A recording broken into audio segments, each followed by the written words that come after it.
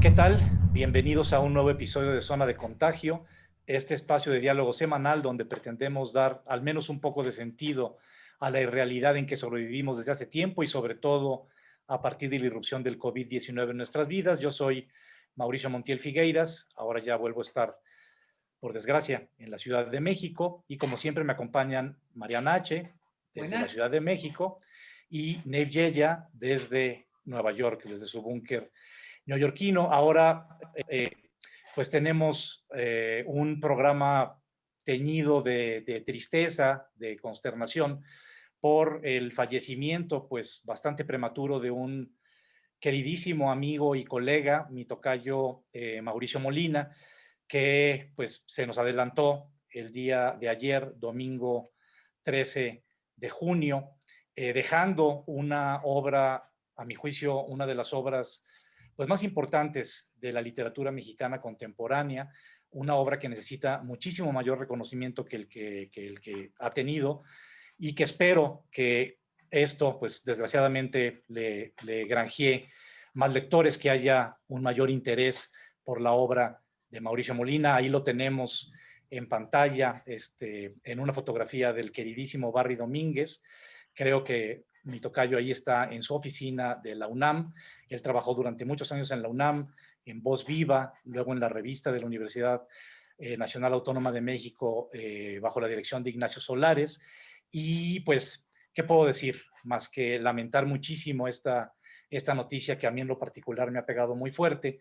Y quiero aprovechar este espacio de recordar a mi queridísimo tocayo, leyendo un fragmento de su segunda novela, Planetario, publicada en el año 2017 por la editorial Almadía, una novela que todavía se puede conseguir, por fortuna, y que se debe leer mucho más porque realmente es una pieza de narrativa absolutamente genial. Voy a leer un pequeño fragmento. Es una novela que tiene que ver, como dice su título, recorre los distintos planetas del sistema solar y a cada planeta le va correspondiendo una ciudad distinta y una mujer distinta. Y a partir de esta trama planetaria se va armando un thriller que va desde lo policíaco y se va deslizando hacia lo metafísico, lo esotérico, que son temas que a Mauricio siempre le gustó tratar. Y sin más, para que tengan una probada del talento de mi queridísimo tocayo, pues leo a continuación este fragmento, como digo, a manera de mínimo homenaje para lograr que de veras haya más lectores que se acerquen a su obra. En otras ciudades el barrio chino es grande y populoso. El nuestro es secreto como las obsesiones e infinito como la propia China. Hay quienes afirman que en otras épocas era más grande. Tengo para mí que siempre ha sido inabarcable. Si te aventuras de día por las calles cercanas, no encontrarás sino comercios, edificios en ruinas y hoteles que cercan la estrecha calle de Dolores. Los otros habitantes de la zona, gente despreocupada y menos reservada de lo que se cree, aseguran que hay días en que multitudes de chinos llenan las calles. Durante algunas horas inundan los restaurantes, compran cigarros, se reúnen en pequeños grupos y hablan en voz baja, como si quisieran ocultar que son chinos, lo cual es ridículo, puesto que la ropa de seda, los bigotes alargados, las barbas ralas y los rasgos inequívocos los delatan. Después de unas cuantas horas de invasión desaparecen, dejando las calles vacías. Nadie sabe dónde viven ni cómo es que solo se ven de vez en cuando. Es difícil imaginar que la estrecha calle de que he hablado pueda albergar a tales multitudes. Dicen que aparece solo a ciertas horas, siempre de noche, en fechas difíciles de determinar. En el barrio chino puede esperarte la fortuna o la muerte. Lo veo en la bruma neutra de las calles angostas, en los ojos de los ebrios que deambulan en busca de mujeres y alcohol, en las ventanas insondables de cortinas entrecerradas como la mirada de los chinos, en la luna que se ahoga en los charcos de aceite, en el olor dulzón del opio que brota de las grietas de los muros. El barrio chino es una daga con un dragón de plata en la empuñadura, un par de zapatos rojos de tacones afilados, una falda entallada de prostituta ebria, una moneda con un hoyo en el centro. El barrio chino habita el corazón de la ciudad, como también lo habita un lago siempre a punto de abrir sus manantiales secretos. En el barrio chino reviven los que se ahogan en el ombligo de la luna. Prostitutas milenarias hunden sus tobillos en el lodo que se acumula en las orillas de las calles. Puedes vagar por sus calles sin nombre, hablar con sus habitantes y probar a sus mujeres. Sin embargo, no puedes decir que ya estuviste ahí. Para llegar al barrio chino, hay que vagar durante mucho tiempo por los alrededores, siempre tratando de no llegar directamente, aplazando la llegada como seduciendo a una mujer. Quizá no llegues nunca y te desvíes. Quizá llegues al primer intento. Mucha gente ha tratado de llegar sin conseguirlo. Otros jamás han regresado. Porque aunque te encuentres de pronto en el corazón del populoso barrio chino, nadie te ha visto y nadie te conoce. Vanos han sido los mapas. Solo se consigue con ellos llegar a la estrecha calle de charcos pestilentes y aceitosos de que he hablado. Algunos se contentan con ello. Otros saben que hay algo más, oculto bajo las escamas del asfalto, como un dragón dormido. Pues hasta aquí el fragmento de uno de los capítulos que integran, como digo, la novela Planetario, publicada en 2017 por Almadía. Y bueno, pues es difícil hablar de un colega con el que tuve muchas aventuras y muchas experiencias a lo largo casi de 25 años de conocernos.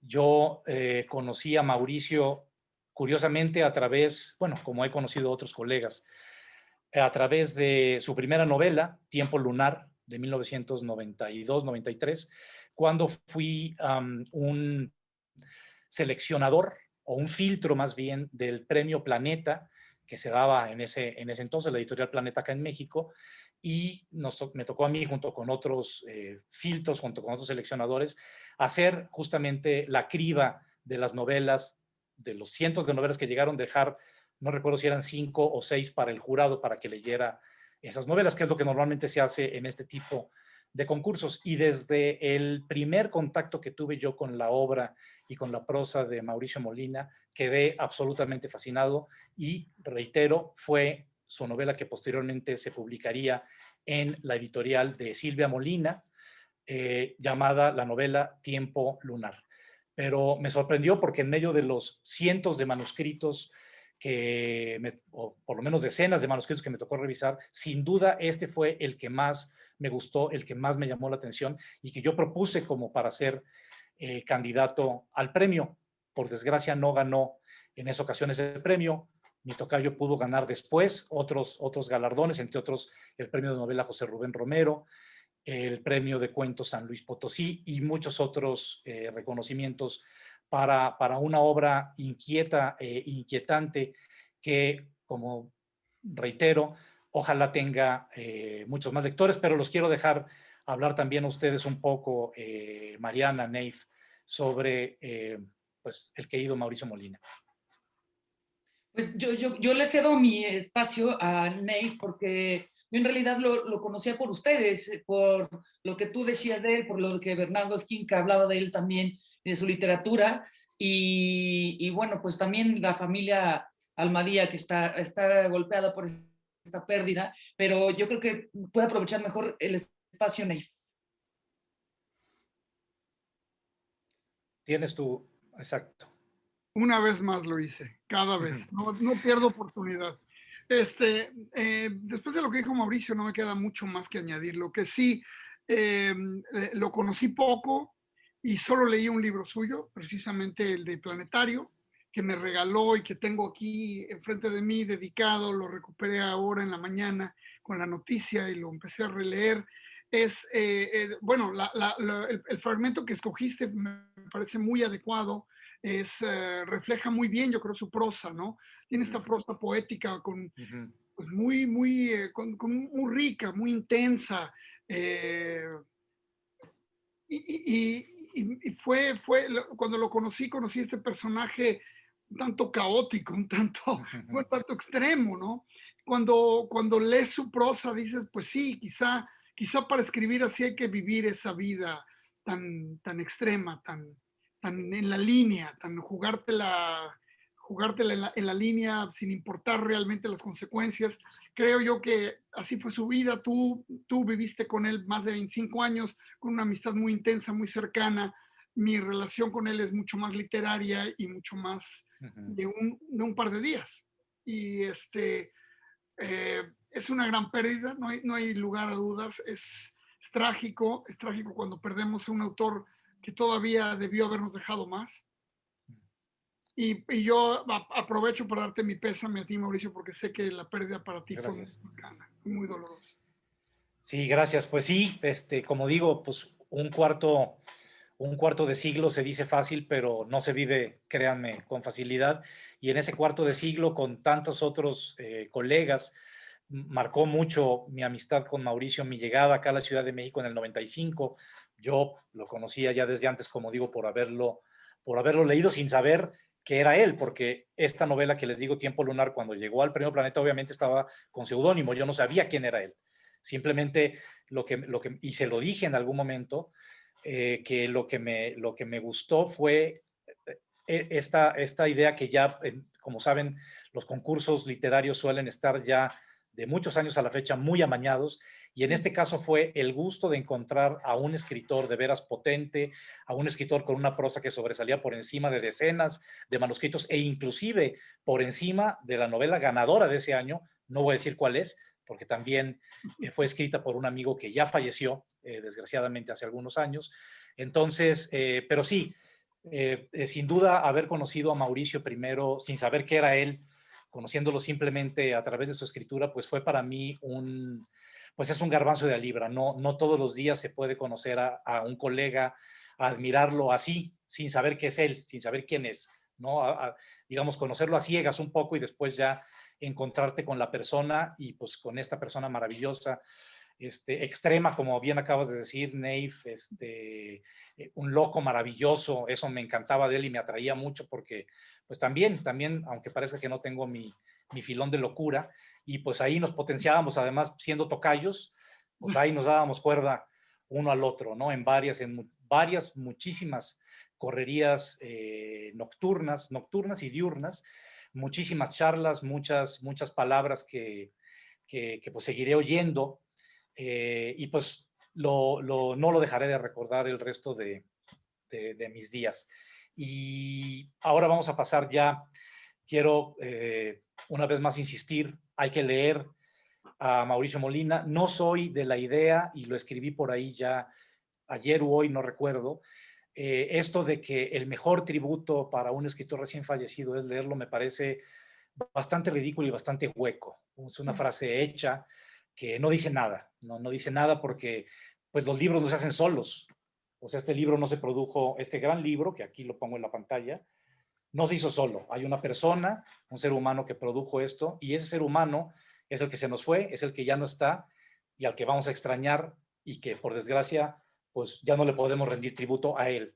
A su obra sí, pero eso de decir que el mejor tributo para un escritor es leerlo, me parece, como digo, hueco, sobre todo en casos como el de Mauricio Molina, un hombre y un amigo tan entrañable y tan querido, no solo por mí, por mucha gente. Así que hay que leerlo, y los que lo tuvieron la oportunidad de conocerlo, también hay que recordarlo, no solo leerlo, sino recordarlo, las dos cosas. Pero pues vamos a salirnos un poquito del ámbito triste, que quede este registro. Eso sí, me parece fundamental que Zona de Contagio rinda ahora sí este pequeño homenaje a Mauricio Molina, pero vamos a dar paso ya pues ahora sí que a la siguiente parte, al bloque fuerte de este episodio, que también va a estar muy, me entusiasma mucho la charla que vamos a tener con un gran amigo tuyo, Nave, de hace ya muchos años, también de muchas batallas, Carlos Gutiérrez, creador de la iniciativa llamada Cinema Tropical, a quien le doy pues una bienvenida muy calurosa aquí al espacio de Zona de Contagio, agradeciéndole que haya aceptado pues la invitación para charlar con nosotros. Bienvenido, Carlos. ¿Qué Hola, tal? Carlos. Muchas gracias a ustedes por la invitación a compartir. Bueno, Nave ya nos estuvo bueno, cantando tus loas, como se dice, ¿no? Diciéndonos pues la extensísima e interesantísima trayectoria que tienes en Estados Unidos como promotor, como quizá el principal promotor del cine latinoamericano en Estados Unidos, al grado de que llegaste a trabajar con el mismísimo David Bowie, que ahí sí cuando nos dijo ese dato, Nave, pues yo me morí de la envidia porque pues Bowie también ha sido una figura muy importante para mí, no solo como músico, sino como lector. Sabemos que fue un gran lector, sabemos que fue un gran espectador de cine, un gran conocedor de arte, en fin, un hombre multifacético, no solo como músico. Y si quieres, Nave, pues para echar a andar la conversación, te cedo la palabra para que empecemos a platicar con el querido Carlos. Muy bien. No, pues gracias Mauricio. Y gracias, Carlos, por estar con nosotros. Y pues sí, bueno, ya Mauricio dijo un poco una breve, muy breve sinopsis de lo que has hecho. Como yo comentaba, tú llegas acá a Nueva York a estudiar cine, te quedaste, creaste esta institución que se llama Cinema Tropical, con la cual has hecho cosas asombrosas que siempre rebasan las expectativas, por lo menos desde mi punto de vista, cada vez superando, ¿no? Te has ligado con los principales distribuidores, proyectores, distribuidores, proyectores, productores, en fin, toda la gente de cine en esta ciudad, en cine culto, y les has enseñado que el cine latinoamericano, y quiero decir un poco entre paréntesis, y el mexicano en especial, valen la pena no solamente como una cosa exótica, sino como algo muy importante a nivel cultural, a nivel internacional y a nivel monetario también, porque también eso creo que ha sido parte de tu rollo, educarlos un poco al respecto de el enorme potencial que hay en Latinoamérica cuando se trata de su cine. Y entre las muchas cosas que a mí siempre me han sorprendido es esto, ¿no? Cómo has podido tocar tantas bases y sin perder nunca la brújula, siempre teniendo muy claro por dónde va la cosa, es decir, nunca te has quedado en los 20 y tantos años que llevo viéndote, no te has engolosinado con algo, sino que vas siempre avanzando, ¿no? Lo cual me parece algo admirable, algo que yo quisiera poder hacer alguna vez en mi vida, dejar de celebrar siempre la nostalgia, sino ir viendo para adelante. Es una de las cosas que admiro de ti. Y bueno, pues nada, ¿por qué no, si quieres, cuéntanos un poco qué sientes tú con lo que has hecho? Y te lo voy a poner desde un parámetro muy claro. Es decir, en un momento se estrena en Estados Unidos la película Como agua para chocolate, con el cual siento yo que los gringos nos redescubren como una cosa atractiva, comestible, Exótica. digerible, muy exótica. Y era una película absolutamente exótica en ese sentido. Y yo creo que desde ahí como que quizás se abre un poco las posibilidades y tú poco después, no mucho después llegaste. ¿Cómo fue tu interés para entrarle? ¿Cómo entendiste que había ese nicho, que no es un nicho, es realmente un tráiler, un cajón de tráiler inmenso, ¿no? Bueno, antes que nada, de nuevo, muchas gracias por la invitación. Para mí siempre es un placer charlar de cine, charlar obviamente, del trabajo de Cinema Tropical y bueno, y particularmente contigo, Nave, que has sido compañero de muchas batallas y has visto precisamente toda la evolución de esta organización, que bueno, es una organización que está consolidada como una organización sin fines de lucro. Nuestra misión precisamente es promover el cine latinoamericano en Estados Unidos. Pero básicamente, digamos, todo lo que estaba diciendo tanto Mauricio como tú, Nave, creo que aplica por igual a Cinema Tropical como una organización, pero también aplica al cine latinoamericano, en el sentido de que creo que fue la gran sorpresa de todos que el cine latinoamericano, y es más, a mí me gusta hablar en plural, hablo de los cines latinoamericanos, porque hay tanta diversidad que es ridículo tratar de reducirlo, ¿no? Incluso cuando hablamos de México, ¿no? Habría que hablar de los cines mexicanos, porque ya no existe el cine mexicano y creo que nunca hay tanta producción tan diversa que coexiste y convive muy sanamente, ¿no? Entonces, en ese sentido, pero lo que sucedió es que creo que nadie nos imaginamos cuando empezaba esta ola a finales de los 90s y principios del nuevo siglo, que esta buena oleada de producción, todos estos directores estaban debutando, pensábamos que como la historia cultural de Latinoamérica, ¿no? Que está muy atenida los altibajos políticos y financieros de la región. Entonces pensábamos que iba a durar 3, 5 años y que pues otra vez era empezar desde cero, como le pasó al llamado cine mexicano, el nuevo cine mexicano de principios de los 90, Claro. que después de la crisis del 95 se colapsó. Y de hecho yo soy de esa generación, básicamente. Cuando quería empezar mi carrera era básicamente, no había oportunidad en México en 96, 97 para hacer una carrera en lo que me dedico acá, ¿no? No había festivales de cine, salvo Guadalajara. El IMCINE era un desastre, la administración del IMCINE te boicoteaban incluso, o sea, era otra administración completamente diferente. Entonces, todo esto a colación de que han pasado ya 2 décadas y creo que ese es el meollo de todo esto, es que no nos hemos dado cuenta que nos convertimos en una potencia mundial en cine. Pero bueno, lo digo en esos términos como, pero suena como casi de mundial de fútbol que te encantan. Pero más que eso, o sea, creo que no hemos podido entender la riqueza cultural y artística que hemos logrado en el cine y en toda la región. Porque también es lo impresionante, ¿no? Obviamente, tradicionalmente, Argentina, Brasil y México son las cinematografías más potentes. Pero lo que pasó a suceder es que básicamente toda la región, haciéndole alusión al programa, se contagió. Toda la región se contagió de este entusiasmo y de esta pericia y de esta ganas de repensar las cosas a través del cine. Y entonces tenemos países como, no sé, como Guatemala, como Costa Rica, que tradicionalmente no tenían una... Costa Rica había hecho 20 y tantos largometrajes en la historia de su cine y en un par de años, 2, 3 años, duplicaron esa cantidad. Entonces, ya por toda la región, Uruguay, Chile, Colombia, básicamente todos los países han creado unas cinematografías muy potentes. El problema más grande está en la validación, que es el talón de Aquiles del mundo del cine, y más aún porque pasa también que hay, como en otras áreas culturales y artísticas, la geopolítica de la validación está tremenda. Entonces, para la mayoría de los realizadores latinoamericanos, tienen que irse a Europa o a Estados Unidos o venir aquí a Estados Unidos para ser validados para luego que los importen de regreso. Y cuando los importan, luego tienen que competir con Spider-Man en la taquilla local. Entonces, es demasiado perverso y básicamente tenemos todo en nuestra contra. Pero entonces, a través de Cinema Tropical, creo que es muy congruente con la manera de hacer cine. O sea, son presupuestos generalmente muy bajos, pero con toda la libertad creativa. Y es como la fórmula que hemos usado en Cinema Tropical, que hemos más bien tratado de repensar el modelo de comercialización del cine desde otra perspectiva. Porque es el gran problema hoy en día. Y hago un paso atrás. O sea, yo creo que hoy en día, 2021, a pesar de la crisis de la pandemia, el cine es el arte de nuestra época.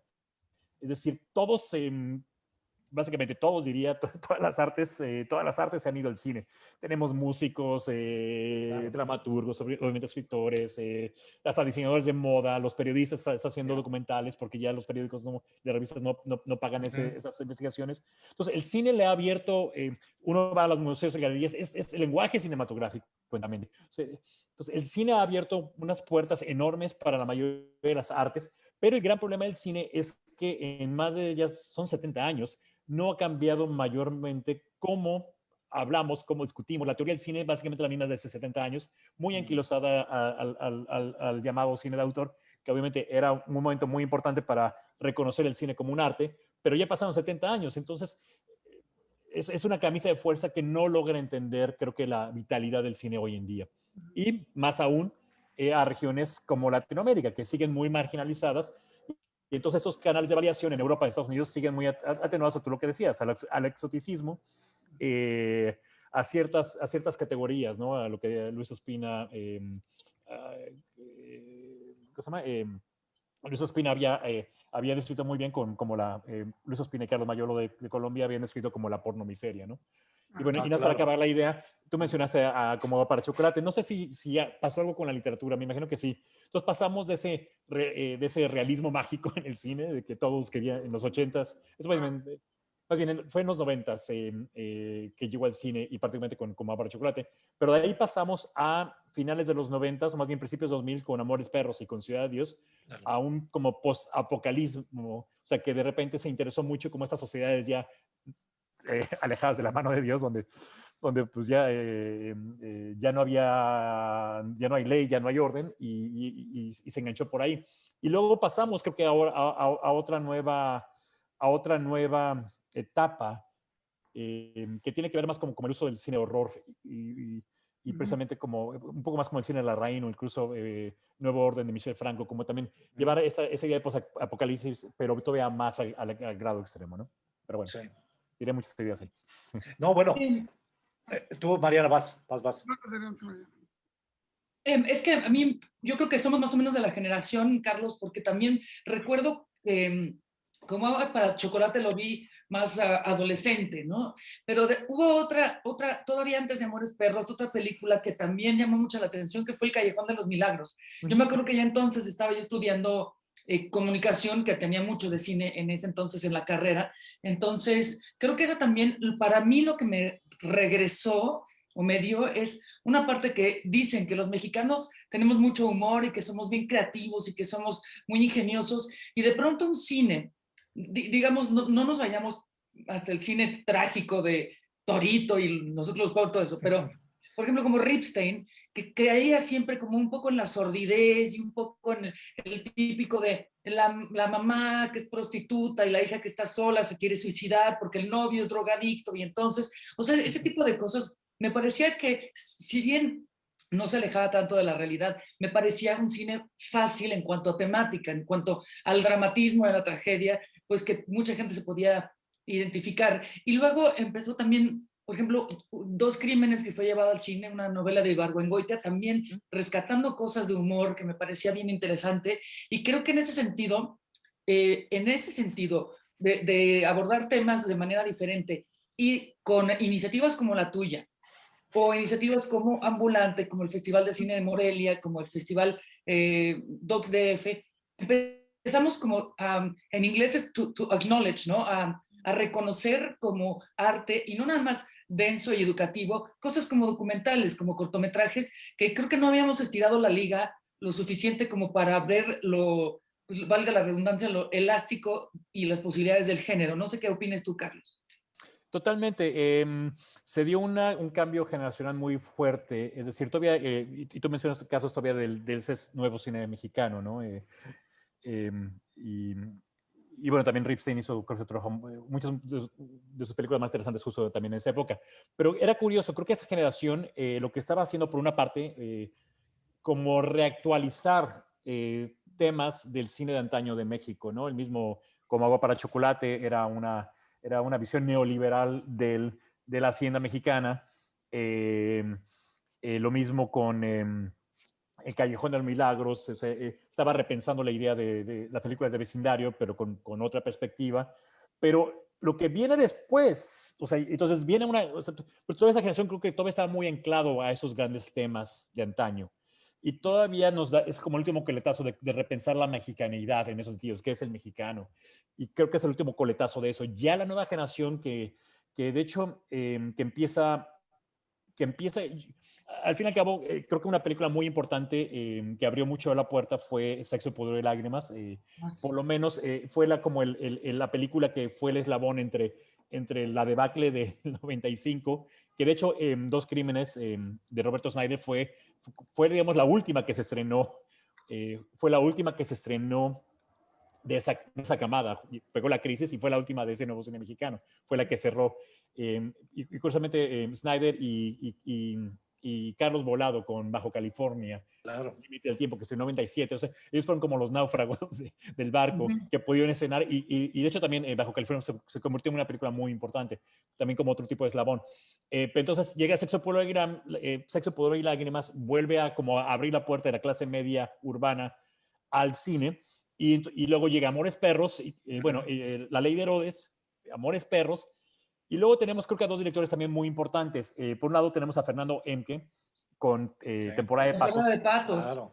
Claro. Que trae toda esta narrativa de Sudamérica que se había empezado con el nuevo cine argentino de finales de los 90, como estas historias más mínimas, más hablando de la clase media, que la clase media, ¿qué es eso? La clase media estaba muy olvidada en el cine, o casi, se hablaba se hablaba de la clase popular generalmente, pero no... Justamente porque es muy aspiracionista.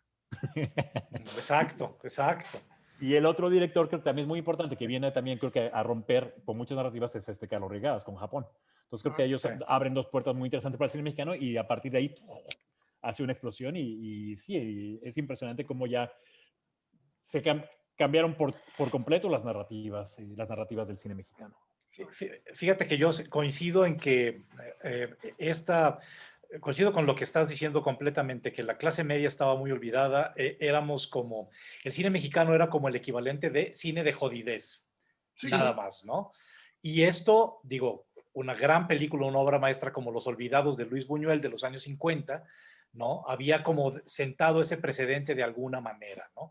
No lo digo peyorativamente, sino que ahí estaba ese retrato de la marginalidad, de los excluidos, de los olvidados de la sociedad, ¿no? Y luego fueron años de estar tratando esos mismos temas, ¿no? De estarle como nada más dando vueltas, añadiendo más tragedias, más sordidez, ¿no? Más jodidez.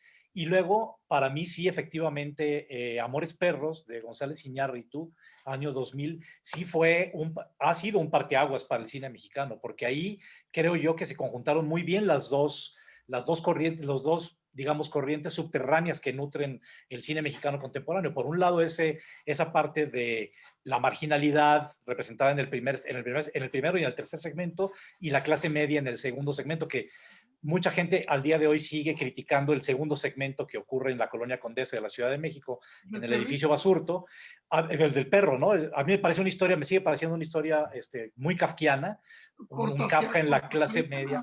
Sí.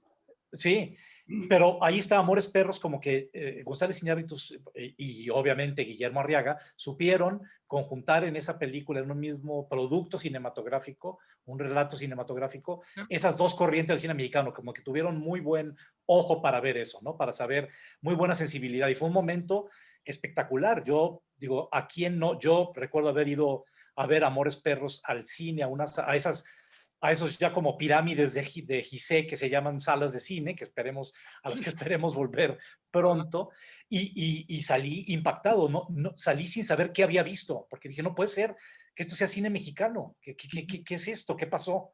La música, la fotografía, la edición, la historia, las actuaciones, como que esa película rompió con todos los paradigmas de acartonamiento actoral, por ejemplo, de fotografía pues chafona, ¿no? Y le dio como un empujón al cine mexicano. También recuerdo que a mí me tocó presentar por azares del destino Amores Perros en otros países del mundo, en Reino Unido, y me parece que también en un curso que di en Estados Unidos.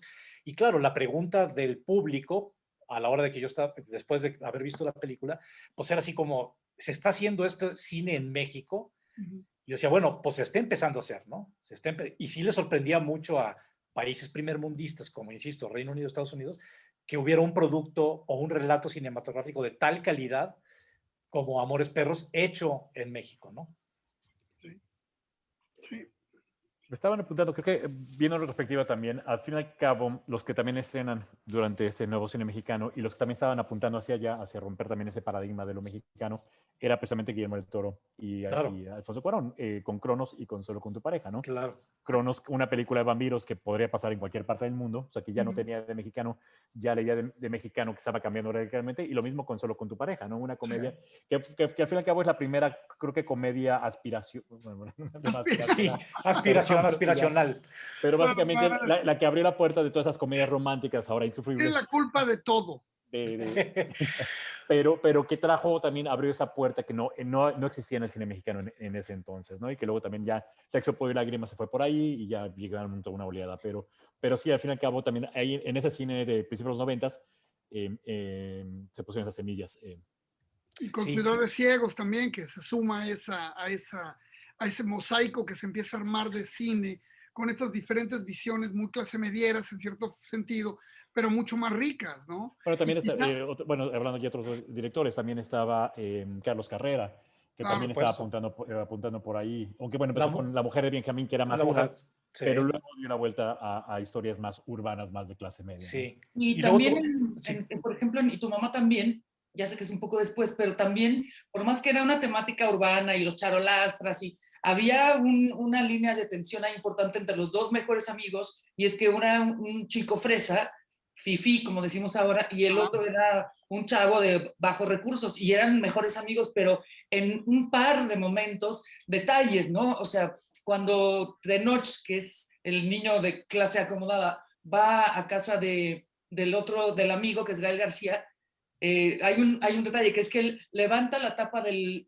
baño con el pie porque Sí, le da claro. asco, Ok. ¿no? Sí, Y sí, hay sí. otra en donde el mismo Gael García le echa un gargajo, perdón, iba a decir una flema, pero le echa un gallo en la ventana porque están peleando y allí tenemos que dice, ya ves, ya se te salió lo pinche naco. Entonces, Claro. esos son momentos de tensión sutiles, muy verídicos en mi particular punto de vista, pero No, donde sigue estando esa clase media dividida, ¿no?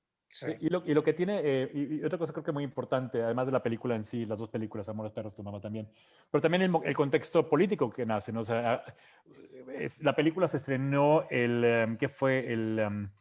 Mayo del 2000, el mayo de 2000 en Cannes, o sea, justo Ujú. tantito antes de las elecciones Ujú. en México. Claro.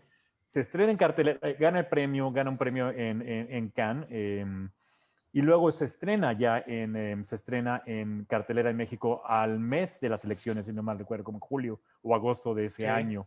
Entonces, básicamente, también Amores Perros se convirtió como esa película icónica del foxismo, de que también 70 años, como que había pues, Claro. una emoción, porque era un cambio histórico, y justo Amores Perros llegó y se instaló. Y luego lo mismo con Y tu mamá también, que también llega a instalarse. Y también, y de hecho, creo que son muy, muy interesantes en ese sentido como figuras, ¿no? Porque también le pasó lo mismo con Roma. Roma se convirtió, digamos, la película de la transformación de la 4T, llegó en el momento de las elecciones y básicamente como que ocupó ese espacio, ¿no? Se movió también una película muy emblemática de México en el 2018. Sí. Y otra cosa que mencionaste, Carlos, y que me gustaría que abundaras un poco en ello, es el cómo se han empezado a abordar géneros como el horror, como el claro. terror, como el thriller, o sea, géneros o que hasta hace unos años eran considerados menores o subgéneros dramáticos y que ahora ya son, bueno, para mí siempre han sido géneros por derecho propio, la novela policíaca, el thriller, el suspenso, el horror, etcétera, ¿no? Ciencia Pero ficción. la ciencia ficción también, por supuesto, y cómo se han ido incorporando todos estos géneros ya pues al cine latinoamericano que estamos viendo que es a mi juicio, efectivamente cada vez más rico y que pues no le pide mucho, la verdad, a otras cinematografías ni a Europa ni a Asia, o sea, están en un nivel de calidad ya muy impresionante, ¿no? Pero me gustaría que hablaras de eso, de cómo ves tú esta inclusión de estos géneros ya en el cine latinoamericano más contemporáneo. Creo que tiene que ver, creo que tiene que ver con esta falsa dicotomía. En el mundo del cine otra camisa de fuerza es esta falsa dicotomía del mal llamado cine comercial y el mal llamado cine de arte. Entonces, en ese sentido, creo que muchos cineastas, precisamente tratando de unir, de crear puentes entre esta dicotomía, se han apostado por irse por géneros, que es una manera más amable de llegar a un público masivo, pero obviamente, incorporando tanto temas como inquietudes muy personales. En el caso de México, no sé, quizá Somos lo que hay fue quizá una película muy emblemática Sí, en ese sentido, claro. que usó la historia de los caníbales precisamente como para hablar como una alegoría. Esa fue una película, una alegoría nacional. De hecho, en ese sentido estoy pensando también, La y justo, Llorona de Guatemala, perdón que te interrumpa, La sí, Llorona de Guatemala y Bacurao de Brasil. Son las dos Sí, recientes que puedo pensar. Ciencia ficción y horror usada para tocar elementos sociales muy, muy importantes, ¿no? Perdón, pero no, sí. no, tal cual. Sí, y acá en México también una película que me parece muy importante de un director que yo admiro mucho, Amate Escalante, La Región Salvaje. ah, Ujú. sí, Una película que toma elementos de Andrzej Zulawski, este gran cineasta polaco, específicamente de posesión, posesión. para traerlos a un contexto eminentemente mexicano que tiene que ver con homosexualidad, que tiene que ver con violación, o sea, con temas muy, muy candentes en la sociedad mexicana. De hecho, la película, hasta donde entiendo, porque escribí una nota sobre ella para el periódico El País, y leí una entrevista donde Amat, el director, decía que la idea para la película había venido a partir de una nota roja que él leyó de Guanajuato, que es el estado donde él suele filmar, de un crimen que tenía que ver con homosexuales, como un crimen pasional entre homosexuales con una carga machista, por supuesto, muy fuerte y una carga homofóbica muy fuerte. Entonces ahí está, creo que La Región Salvaje es una película que ha pasado, por lo menos acá en México pasó bastante inadvertida, a mí me parece una película importante y que aborda, una vez más, el horror. Ahí está, Que, entre horror y ciencia ficción. por cierto, paréntesis, hablando de la falta de validación, se nos olvida, o el caso de Matt Escalante, por ejemplo, es uno de solo 4 directores, si no tengo el dato incorrecto ahorita, uno de 4 directores que ha ganado el premio como mejor director tanto en Cannes como en Venecia. Exacto. Es Emir Kusturica, Paul Thomas Anderson y creo que es Scorsese, si no mal recuerdo, y Amat es el cuarto. Bueno, eso habla, efectivamente, eso habla de que también, pese a que sean obviamente tramas ubicadas en México y con un contexto que nosotros como mexicanos podamos ubicar, se vuelven también muy universales porque son temas ya que tocan, son temas que se tocan a nivel mundial, ¿no? A nivel global. El machismo, la homofobia, en el caso de Amat Escalante. A mí me parece, digo, para seguir echándole porras a Amat, me parece un cineasta bien interesante. Desde su primera película, Sangre, hasta la más reciente, que es La Región Salvaje, de verdad, o sea, es una trayectoria narrativa y fílmica que me parece impecable, ¿no? Pero, Oye, bueno, ¿vieron estamos... de los Muertos? Sí, claro, ¿Perdón?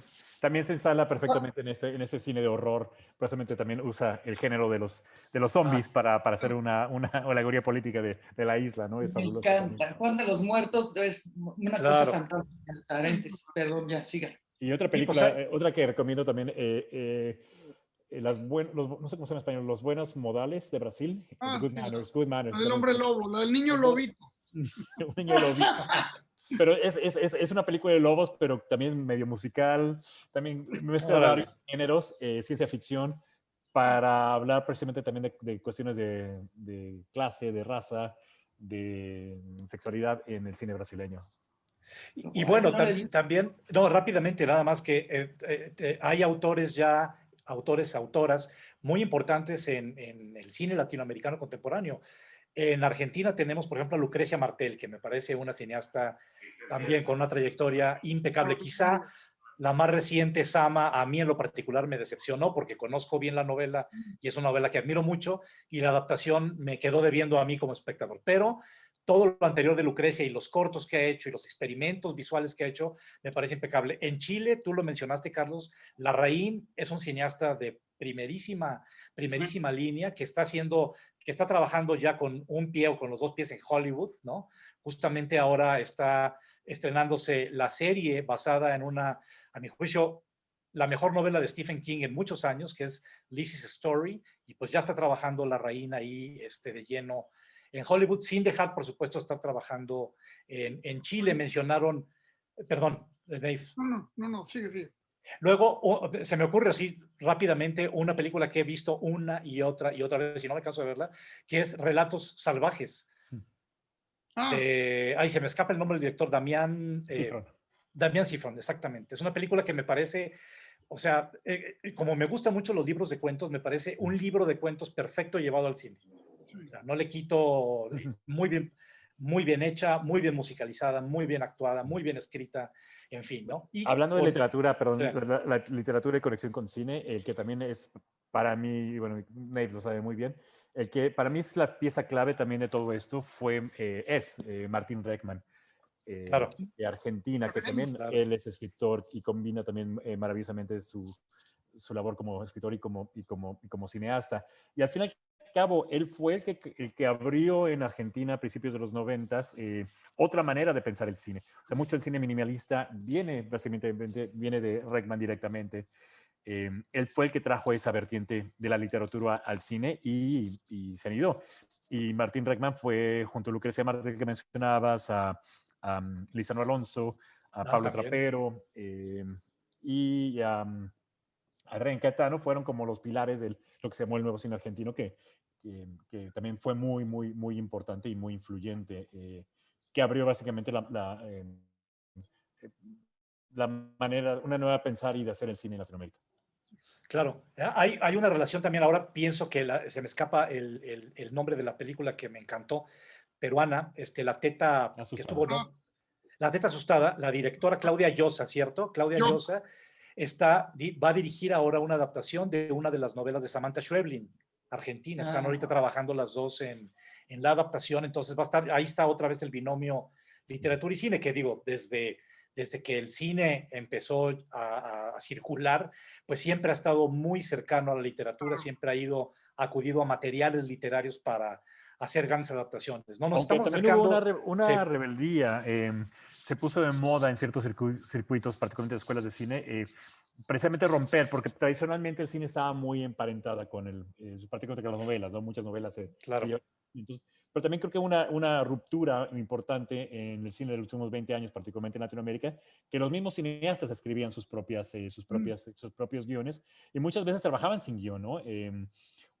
Y en ese sentido creo que es muy interesante también como repensar también esa relación del cine y la literatura, no solo como meras adaptaciones, sino como, en el caso, no sé, otro cineasta que me parece muy fundamental en todo esto, en todo este renacimiento del cine latinoamericano, Matías Piñeiro de Argentina, que repiensa el mundo de Shakespeare en Buenos Aires.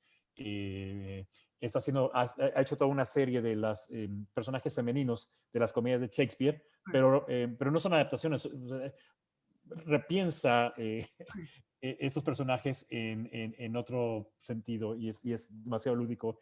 Y es otra manera también como de repensar también el cine y la literatura, ¿no? Oye, Fíjate, ya perdón, para ver. Sí, no, adelante, adelante. no, rapidísimo, nada más para juntar con esta idea, porque además son dos cineastas que son amigos, y la idea de la literatura en Nicolás Pereda, que es un tipo con una cultura inmensa, pero que se desprende de todo esto para crear un cine que parece de lo espontáneo, que parece que va emanando de las circunstancias, ¿no? Y que bueno, claro, Carlos, tú lo conoces muy bien y sabes cómo construye sus películas, y es otro de los grandes, grandes cineastas mexicanos, casi no celebrado en nuestro país, pero en el resto del mundo, bueno, los circuitos culteranos, siempre considerado como uno de los íconos del cine mexicano, ¿no? No sé cómo tú ves, Carlos, pero perdón, Mauricio, si quieres añadir eso, tu pregunta o...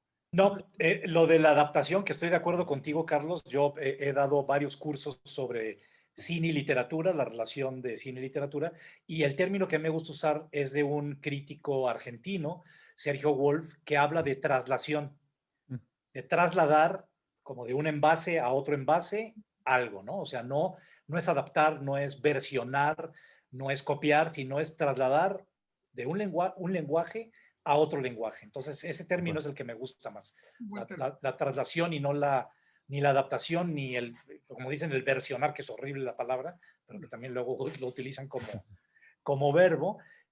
Pero eso, entonces sí, yo estoy completamente de acuerdo en que quizá las mejores traslaciones de literatura al cine son los que traicionan al original inclusive. Sí, Toman elementos, lo los vuelven llevan a a otro contexto. ¿Sí? Yo en ese sentido haría un caso por Sama. Yo soy gran fan. Entonces, para mí, ella traicionó precisamente la novela para llevarla a su territorio, ¿no? A mí, yo soy, bueno, para mí es Santa Lucrecia. Ok, okay. En ese sentido, sí, a Lucrecia yo sí la tengo un gran pedestal.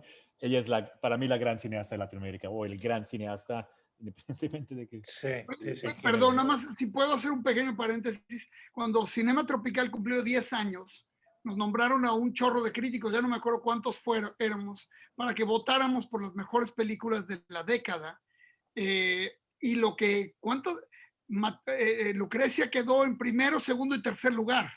O sea, Bueno, terrible. las tres de ellas se colocaron al top 10. O sea, el La top Ciénaga en el 10, número 1. 3 películas de Lucrecia dominaron. Y me acuerdo cuando fue la premiación, que fue además en el edificio del New York Times, estaba Lucrecia, estaba también Reigadas, entre otros. Y Reigadas se puso una borrachera tremenda, yo creo que porque no pudo tolerar haber quedado cuarto lugar después de 3 primeros lugares de Lucrecia. No, estoy cambiando un poco la historia, pero por ahí. Me gusta más mi versión. Otra vez traicioné la historia por mi versión. Muy bien, pues estamos ya en la recta final del episodio para que vayamos cerrando con algunas conclusiones. Se nos queda, por ejemplo, en el tintero algo que mencionaste tú, Carlos, al principio, que me parece muy importante, el cómo durante 70 años no se ha modificado la manera de escribir sobre cine en general, ¿no? O sea, es un mismo estilo o sea, llega un crítico, llega otro, y parece que estuvieras leyendo el mismo, salvo las excepciones que van a confirmar la regla que estoy diciendo, ¿no? Por eso, o sea, acá en México, por lo menos, yo he hecho en falta revistas como Dicine. Yo fui muy lector de la revista Dicine Claro, en los años 90, ¿no? Que, pues, tenía otra manera de leer el cine, ¿no? Porque a mí me parece que el cine se debe leer también, no solo ver, se debe leer. A mí mucho Llegada lo que me gusta más pues, sí. es discutir el cine más que mucho, a veces es más interesante discutirlo que verlo. O bueno, o son dos procesos igual, ¿no? La cinefilia, pero también Claro. discutir las películas, ¿no? Y en ese sentido, creo que uno de los grandes problemas de la crítica de cine es que, por lo menos la teoría, copió mucho de la teoría literaria, literaria, que obviamente es muy importante para poder deconstruir, ver cómo se crean los significados en el cine, pero deja por un lado completo, o sea, olvida lo cinematográfico. Entonces, en ese sentido, yo creo que con la experiencia de tantos años, para mí necesitamos repensar al cine como un arte escénico. Además, obviamente, un arte audiovisual, pero también como un arte escénico, que necesita precisamente está muy emparentado con la música en ese sentido, ¿no? Necesita la música en vivo está en el corazón del arte. Y luego ya uno puede replicar con CDs, MP4 o lo que sea. Pero al fin y al cabo, tal cual, esa interacción en vivo es la que valida y es la que hace tan potente al cine. Y más ahora que estamos en de la pandemia, yo creo que sí ya viene un cisma muy grande entre lo que uno puede ver en la pantalla versus la idea de ir al cine, ¿no? Creo que sí ya viene una gran bifurcación y creo que va a ser muy interesante. Sí. No sé, a ver, Mariana, No, algo así como para ir. te hemos acorralado esta vez, lo siento. No, bueno, es muy importante eso, o sea, lo hemos dicho con otros amigos críticos, una cosa es ver una película y otra cosa es ir al cine, y creo que más que nunca lo hemos valorado en estos días, y lo importante de la labor de gente como Carlos, de gente como estos otros pues productores que tienen iniciativas para hacer diferente forma de ofertar y de consumir cine es bien importante. Y el punto que dicen de la crítica de cine se empata mucho con lo que muchas veces hemos dicho en este programa y en tantos más, del crítico mamón que utiliza toda una serie de lugares comunes, palabras que el grueso de la población no entiende y solo se quiere lucir él por su amplio vocabulario y conocimiento cinematográfico o literario, y ese tipo de críticas lo único que hace es alejar al potencial espectador del libro o de la película. Entonces, creo que pasa también con los críticos de música, pero los críticos de música tienden a hacer a lo mejor párrafos un poco más cortos, lo que sea, pero en cualquiera de las artes que sea pretencioso y mamón aleja a los objetivos que tanto le hacen falta y más que nunca hoy en día a la gente que está en la industria del cine, y con eso voy desde la maquillista, el tramoyista o el superstar que está en el papel protagónico. Sí, y creo que en ese sentido yo diría que es como una labor política en cierto sentido o susceptible a leerse como un acto político. Por una parte, nosotros los que estamos programadores, distribuidores, críticos mismos, o sea, nosotros debemos nuestra labor es acercar a los públicos en plural con una obra determinada, con una película o películas. Y es un acto creo que se vuelve político, en el sentido que también creo que abrir esas obras a un público más amplio, o sea, llegarle, o sea, también se puede convertir en un acto de resistencia o un acto precisamente de crear otro tipo de diálogos y otro tipo de narrativas, precisamente a contrapeso de las narrativas oficiales. O sea, creo que se vuelve, y más para que valga, y más hoy en día, el cine agarra otra connotación todavía más importante que la que ya tenía. Ya para mí el solo hecho de ir a un lugar y enfocarte en algo por hora y media, 2 horas, ya el acto en sí adquiere otro nivel todavía más importante, ¿no?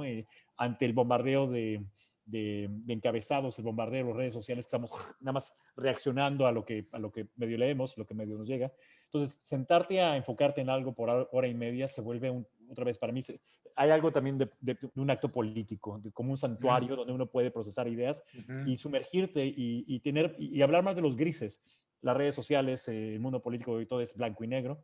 Entonces, por lo menos el cine puede hablar de los grises, de los matices de los grises de manera y aparte de manera muy lúdica y de manera muy afable y amable, ¿no? Totalmente de acuerdo. Sí, fíjate que lo que dices es interesante.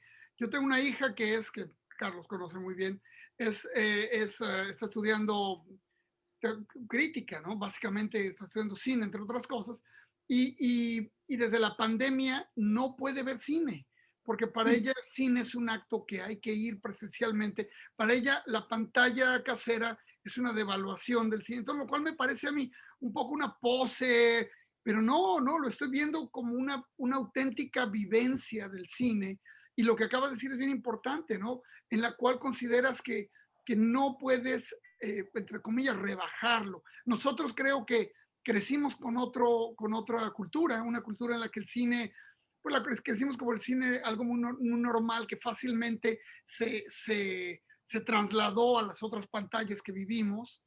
En cambio, creo yo que hay otra generación que no, que lo ve como una experiencia completamente aparte, que se debe experimentar diferente. Y me parece interesantísimo, ¿no? Como no podemos, como ellos bueno, creo que mi hija representa esta generación que ha roto con la idea de que las pantallas son intercambiables.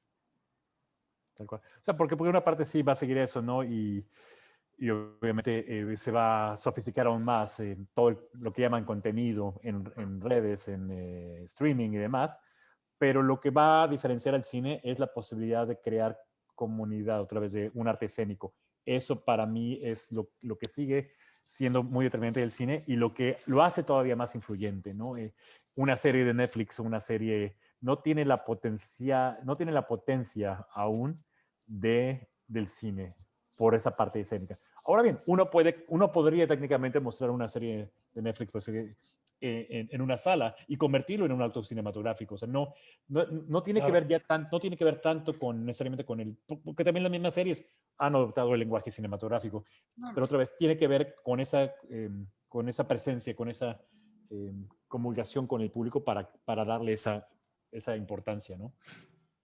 Sí, justo eso iba, que te iba a decir eso, pero ya me robaste las palabras de la boca, pero sí es verdad. Las series de televisión, ahora estoy terminando de ver por segunda vez una de mis series favoritas, que es Bloodline, de Netflix, y es una serie completamente cinematográfica.